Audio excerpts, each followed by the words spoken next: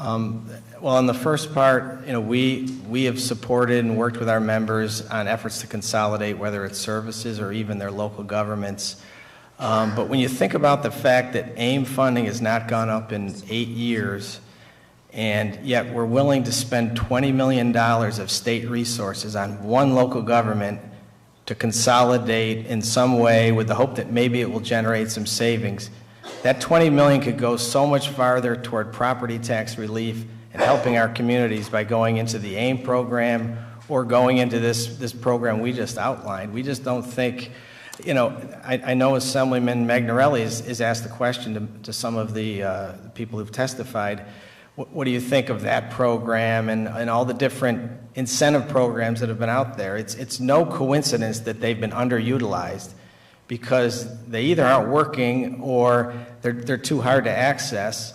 I mean, if you compiled those all together, you'd have your $100 million to do the aid program we just talked about. We just think it's a better way to recognize what local governments do. It only rewards them if they maximize their efficiencies and stay under the cap. We just think that's a more progressive, holistic, statewide approach to helping our local governments. Thank you for that. Peter, just a quick question. I know that the concept of the cap works well if resources keep coming in from the different ways that municipalities have. And so, but if the state doesn't keep up with its part of the bargain, and you're talking about AIM and other types of resources that may not keep up with that, then it makes it very difficult because that's one more place that you can't keep up with it. And so, from this perspective and what you're just talking about, I know there are some legislative proposals outside the budget that are out there. Actually, Leader Kolb has one that would do kind of the formula that you're put forth today, which would, if you kept within it, would provide those resources in state aid to make up the difference. And so certainly we would be very interested in talking more as we go forward here in the budget discussions and negotiations to make something like what you're talking about a reality, because then I think it could be something you can depend on. You stay where you are, you're going to get those monies back, and it doesn't have to be taxed and then rebated to people. So, and it also helps those municipalities that are under a 0.73% cap. They don't get as much help as the ones that are under a 0.12% cap. So it treats everybody fairly based on the pressure that the cap's putting on them. So we're certainly excited to talk to any of you about the idea and try to flesh out how it might ultimately work. Thank you very much. Thank you. Thank you. Now to close, Association of Towns of the State of New York, Jerry Geist, Executive Director, Andrea Milon, President, Bill Mollet. Oh? just mold. Mold, okay, not Mollet. The French, okay. Executive Committee. Thank you, Chairman Farrell. Thank you, Chairwoman Young. Thank you for affording the Association of Towns the opportunity to come here tonight on behalf of our 932 towns regarding the budget. My name is Jerry Geist. I'm the Executive Director of the Association of Towns, and with me on my left is our President, Andrea Nylon, from the town of Hamptonburg, the Assessor in Orange County, and to my right is Supervisor Bill Melee from the town of Brighton in Monroe County. Due to the late nature of the evening, and so much of you've heard today, I'm going to short-circuit our written statement, and I just want to talk about a few points, and we're going to divide our time as best we can. With regard to the budget, we believe it fails to utilize existing revenue-sharing programs to lower property taxes. Revenue sharing works for the National Football League, and it can work for us. It's now Super Bowl time, so permit me to use my football analogy. There are 32 teams in the NFL. Depending on the size of their fan base and their media markets, each team has the potential to earn more or less revenue. Each team contributes to the common pot, which the NFL distributes amongst its member teams. Unlike other major sports, this model affords small market teams that earn less revenue an equal opportunity to succeed and better serve their fans and communities. Revenue sharing is a successful business model for the NFL, its members. Through robust revenue sharing, the state of New York, its local governments and taxpayers can enjoy the same success as the NFL, its member teams and communities. Towns and villages will again share $67.6 million in AIM funding, and cities will share $647.1 in AIM funding. While this might sound like a lot of money in the aggregate, individually most towns receive very little. As a class of local government, towns receive 6.8% of their total revenues from the state aid. If you factor in inflation, unrestricted state aid to towns has been reduced by nearly 10%. Starting in 2010, the year the current flat funding paradigm came into effect, adjusting the amount of AIM given to towns for inflation would have meant an additional $30 million. Despite authority for 2% annual spending increase, the state has kept AIM levels flat.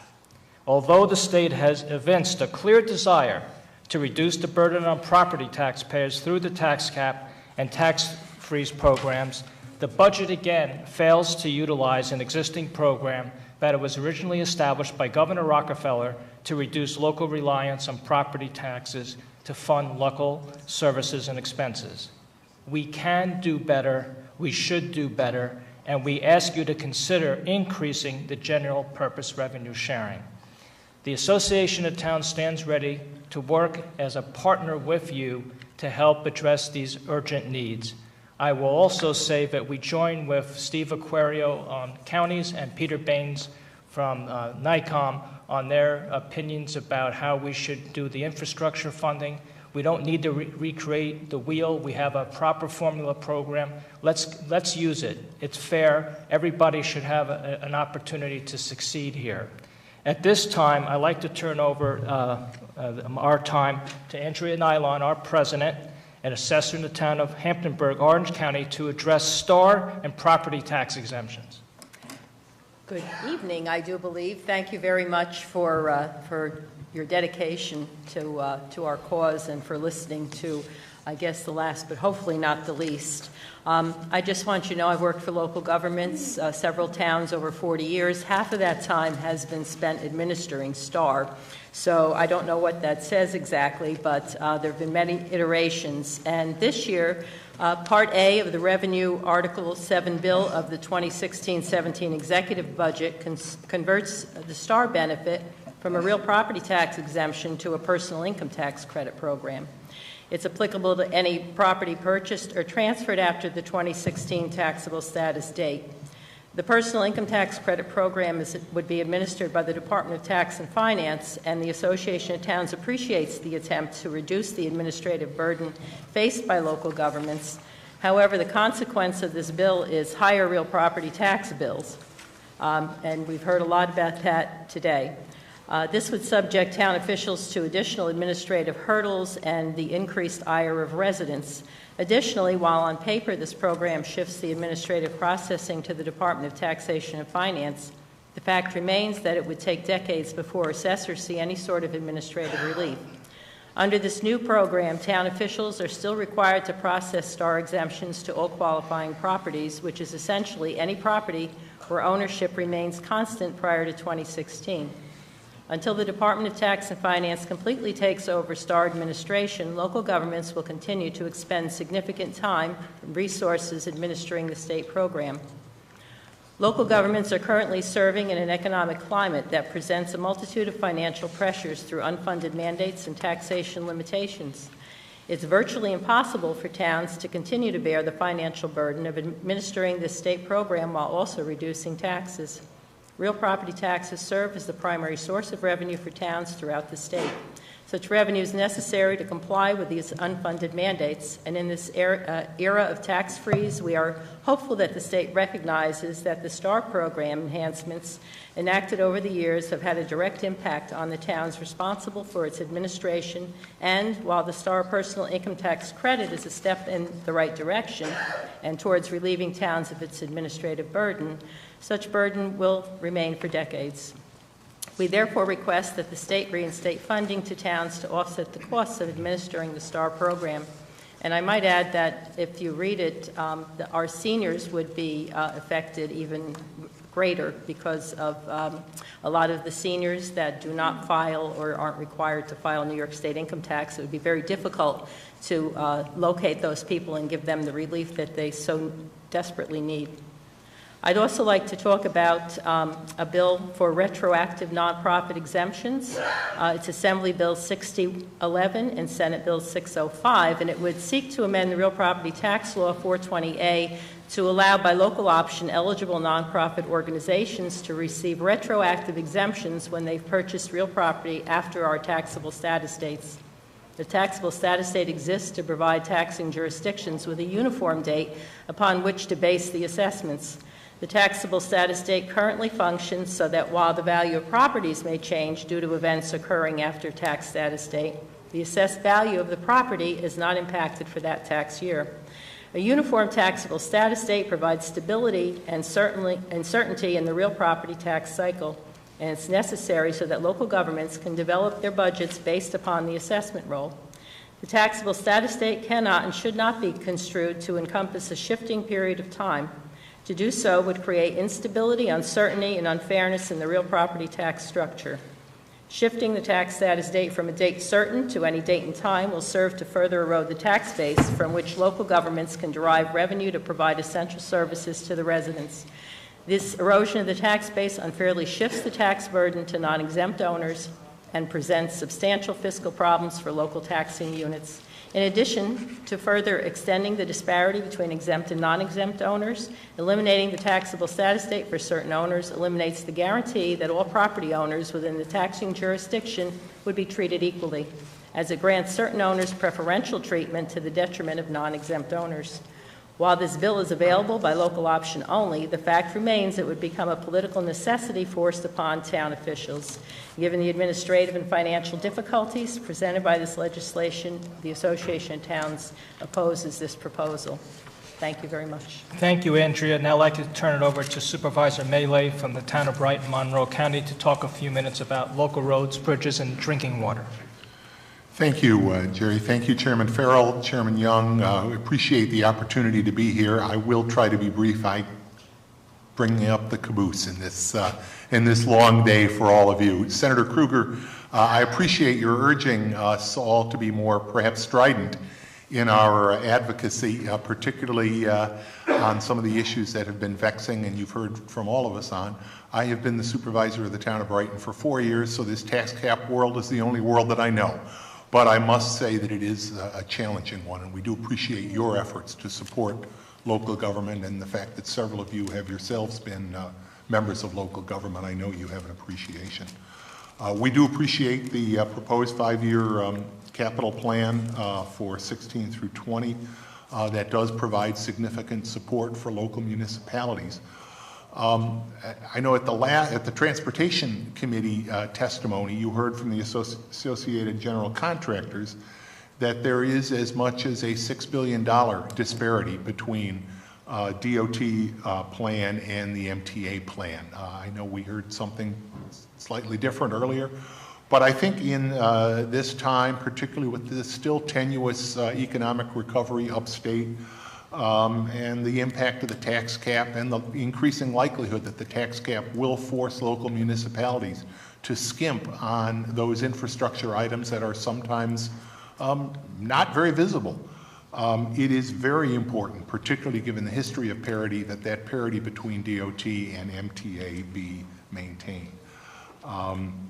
That will help make sure that all New Yorkers have safe transportation options. I would note that in this era where complete streets are increasingly becoming a philosophy that local municipalities like my own town of Brighton are using, in highway development.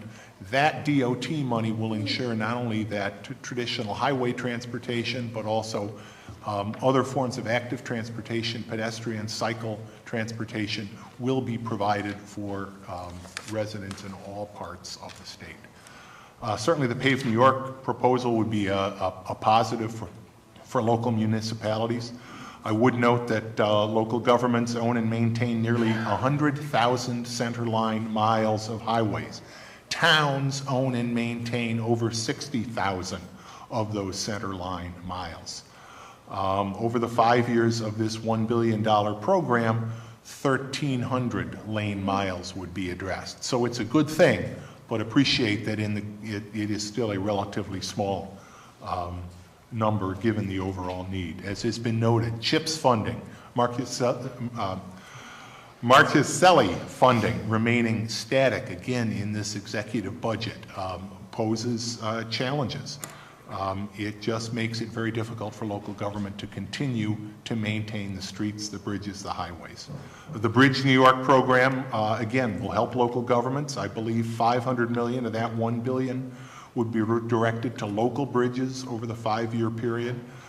Again, if 100 bridges, local bridges can be addressed, that's good, but we, towns maintain about 8,600 bridges in the state of New York. Local taxpayers pay 75% of the cost of maintaining, repairing, and upgrading local roads. So I do encourage that we continue to use the CHIPS formula for the increased bridge aid, for the Pave New York aid. It's a tried and true tested formula. It has worked, and I think we should continue to use it. We've heard about Flint, we've heard about Troy.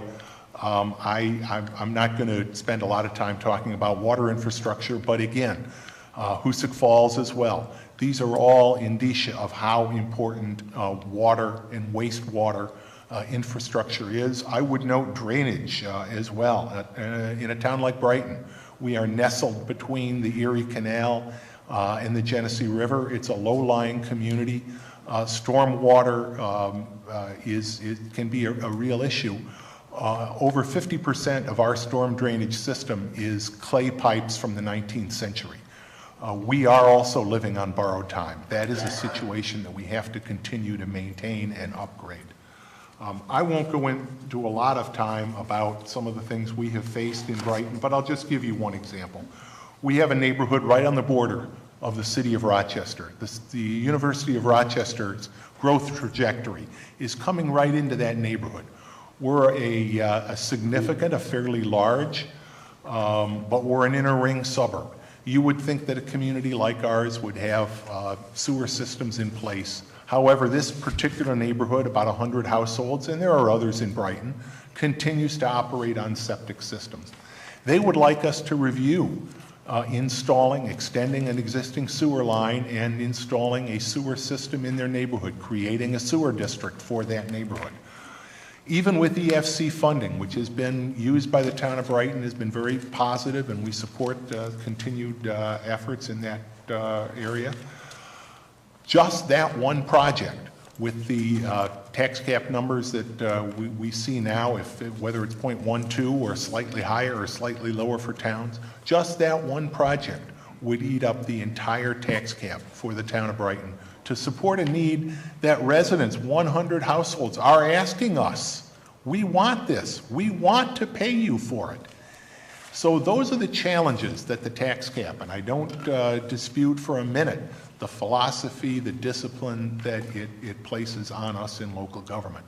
But it prevents us from using the kind of return on investment analysis that we would also like to use, for example, to look at buying our street lighting system from RG&E. RG&E is not tariffed to use LED lighting systems. We would like to buy that system, use LED lighting, save our taxpayers significant operating costs. But because of the upfront capital cost, we can't, like a business would, do that return on investment kind of analysis. We see that a project like that would force us to override the tax cap and therefore prevent us from taking advantage of not only the cost savings, but the environmental savings. again, thank you for taking the day. It's been valuable to listen, frankly, to the testimony of the mayors and the other groups, and we appreciate the opportunity to be here. Thank you. Any questions? Thank you very much for Just, your testimony. right, just want to say thank you so much for your testimony. Thank you for coming from Rochester on the Thruway. We appreciate you being here today. Sorry it was such a long day. Obviously, a lot of interest this year in local government issues, which I think is a very healthy thing. So we appreciate your input, and we'll take it to heart as we move forward through the budget process. Thank you very much. Thank you. Thank you very much. Thank you very much. We're adjourned. Hate to go this way.